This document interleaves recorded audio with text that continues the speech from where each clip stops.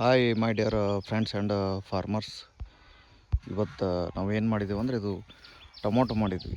ಇದು 1 ಎಕರೆ ಐತಿ. ಇದು 8,000 ಸಸಿಗಳನ್ನು ನಾಟಿ ಮಾಡಿದ್ವಿ ನಾವು.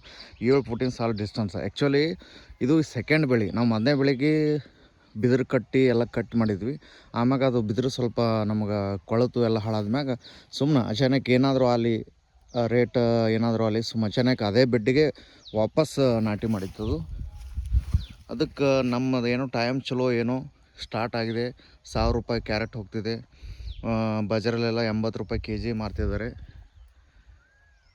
ಮೋಸ್ಟ್ಲಿ ನಮ್ಮ ಹಾರ್ಡ್ ವರ್ಕಿಗೆ ಸಕ್ಸಸ್ ಸಿಕ್ತಂತ ಅನ್ಕೋತೀನಿ.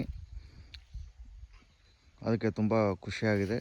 1,000 ರೂಪಾಯಿ ಕ್ಯಾರೆಟ್ ಆಲ್ರೆಡಿ ಒಂದು 20 ಕ್ಯಾರೆಟ್ ಈಗ ಕೊಟ್ಟಿದ್ದೀನಿ. ಇವಾಗ ಹರಿತಿದ್ದೀನಿ. ಸ್ಟಾರ್ಟ್ ಆಗಿದೆ. ಈ ಥರ ನೀವು ಅಂದರೆ ಸೆಕೆಂಡ್ ಬೆಳೆಗೆ ಏನೂ ಖರ್ಚಿಲ್ಲ ಜಾಸ್ತಿ. ಅದಕ್ಕೋಸ್ಕರ ನೀವು ಯೋಚನೆ ಮಾಡಿ ಸರಿಯಾಗಿ ಅಗ್ರಿಕಲ್ಚರ್ ಮಾಡಿದ್ರೆ ಲಾಭದಾಯಕ ಆಗುತ್ತೆ.